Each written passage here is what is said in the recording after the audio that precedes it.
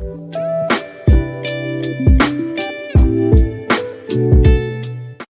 right, Paul, let's start with the basics.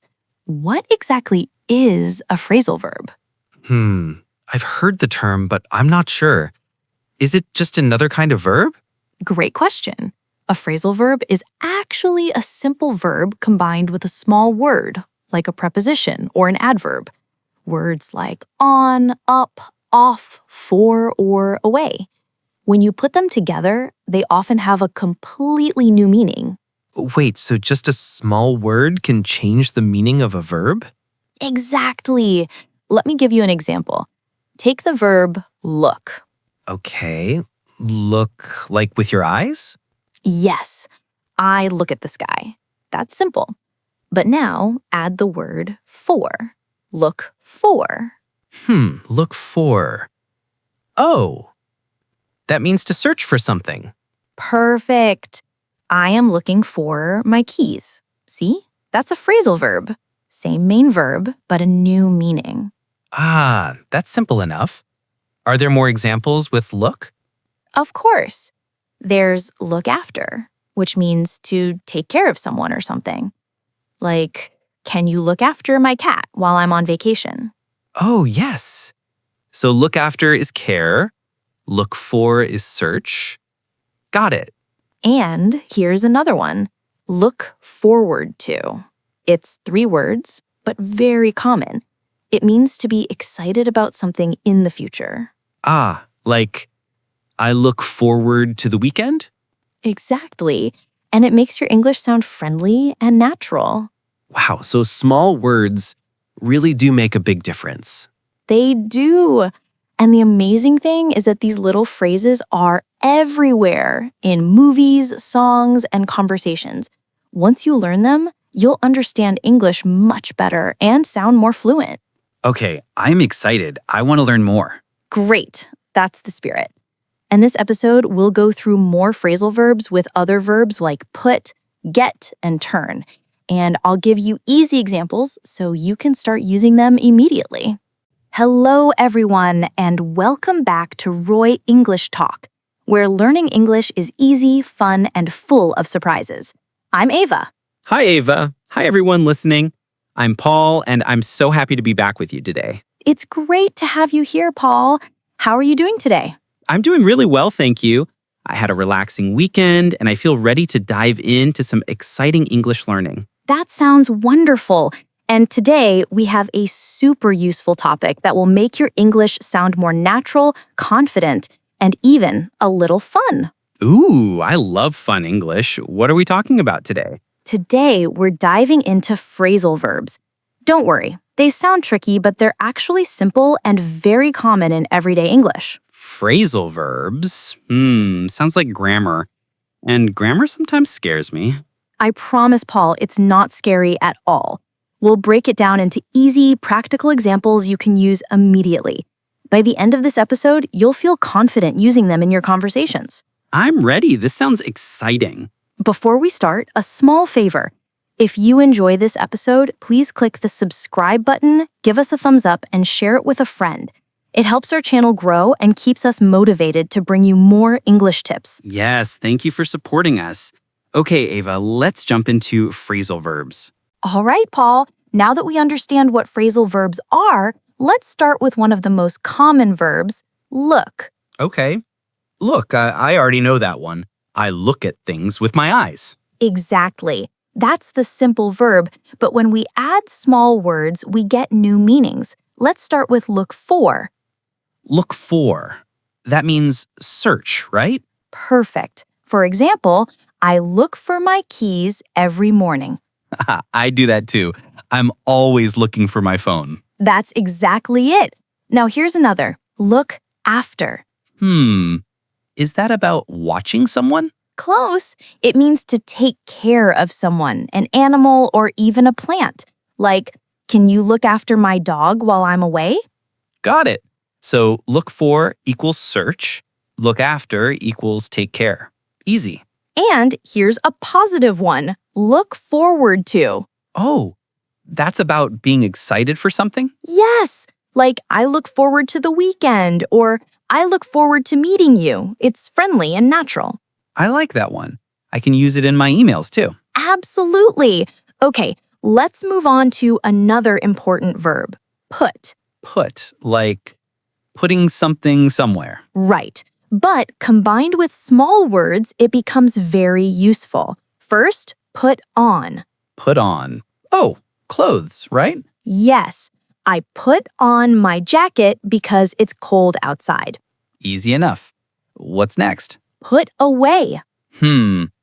Tidy up? Exactly. I put away my clothes, or after I wash the dishes, I put them away in the cupboard. I see. Tidy up equals put away. And one more with put off. Put off. Is that like delaying something? Yes, I will put off cleaning my apartment until tomorrow. Or we put off the meeting until next week. I do that all the time. Don't put off your English practice, right? Exactly. Now, let's move on to get. Oh, get. That one has so many phrasal verbs. It does. Let's start with get up. Wake up? Close. Get up equals to get out of bed. I get up at 7 a.m. Got it. And get on? That's for entering a bus, train, or big vehicle. I get on the bus at my house. And the opposite is get off? Perfect. I get off the bus at work. What about a car? Good question. For a car or taxi, we say get in and get out. Ah, I see. Big vehicles equals get on, small vehicles equals get in. That's a great tip. Yes. And finally, one more with get. Get along with. Oh, that's about people. Exactly. I get along with my colleagues, or Tom and Sarah do not get along. It's very useful in daily life. Wow, that is useful. Okay, Ava, now turn. Yes, turn is next. First, turn on and turn off. Lights, TV, computer, got it. Then turn up and turn down, usually for volume. Turn up the music or turn down the TV, please. Easy. Wait, you mentioned another meaning of turn up. Yes, it also means to arrive. Like, we invited 20 people, but only 10 turned up. Ah, so it's like showing up. That's interesting. Very common in conversation. Okay, last two for today. Give up and find out. Give up means stop trying, right? Perfect. I give up on this puzzle.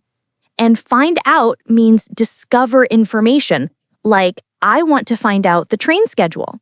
Wow, that's a lot. Look, put, get, turn, give up, find out. I think I can use them. Yes, the key is practice and listen. Try using just one phrasal verb this week, like I am looking forward to the weekend. I will. I really am looking forward to it. That's it. Small steps, big results. All right, Paul, let's focus on another very useful verb, turn. It's small, but very versatile. Okay, turn like turn left or turn right, right? Yes, that's one meaning, but combined with small words, it can mean many different things. Let's start with turn on. Turn on, that's for lights or machines? Exactly. Please turn on the light, it's dark. You can also use it for the TV, computer, or any machine. Got it. And turn off is the opposite. Right. Don't forget to turn off the TV before you go to bed. Simple and everyday English. Easy so far. What's next? Next is turn up and turn down. Usually, we use these for volume or intensity. Ah, like music. Turn up the music. Exactly. And turn down the music means make it quieter. Perfect. I can use that at home all the time. Here's a slightly advanced one. Turn up can also mean to arrive or appear, especially unexpectedly. Really? Can you give an example? Sure, we invited 20 people to the party, but only 10 turned up. Oh, so it's like showing up somewhere. Exactly. Or, I waited for my friend, but he didn't turn up. Very common in conversation. Interesting. I didn't know one phrasal verb could have two meanings. Yes, many phrasal verbs do. It's why listening and context are so important. Okay, so we have turn on, turn off, turn up, turn down, and turn up meaning arrive? Perfect summary. And a quick tip, you can also use turn in some informal expressions like turn out, which can mean how something happens. For example, the party turned out great. Oh, that's good to know. So turn out equals result or outcome. Exactly. Wow. Turn really is versatile. Yes, and practicing these phrasal verbs in daily life will make your English sound natural and confident. I'll try them this week. Turn on the TV, turn down the volume, and hope everyone turns up for the meeting. Perfect, Paul. That's the best way to remember them, by using them in real sentences. All right, before we wrap up, let's squeeze in a few extra phrasal verbs that are super useful in everyday life. Think of these as little English power-ups you can use anytime. Ooh, bonus round. I love it. Hit me with them. First one, pick up. This can mean to collect something or someone. Like, can you pick up the kids from school? Or, I need to pick up my package. Oh, yeah. I hear that all the time in movies. Exactly, super common. And it also has another meaning, to learn something naturally. Like, he picked up English by watching YouTube. Oh, I love that one. Feels very modern. Next, run out of. This means you don't have something anymore. For example, we ran out of coffee. Big emergency, obviously. Yeah, that's a crisis. Cancel the day. Another really useful one is hang out. It means to relax or spend time with someone. Like, let's hang out this weekend. That one feels friendly and casual. Very good for making plans. Here's a super practical one. Give up. It means to stop trying or to quit. Like, don't give up on your English. Or, I gave up sugar for like 2 days. Relatable. And last one, come across. This means you find something by accident. For example, I came across an old photo from high school. It's like a little surprise while you're doing something else. That's a nice one. Sounds thoughtful. And there you go, a few extra phrasal verbs that will make your English feel way more natural.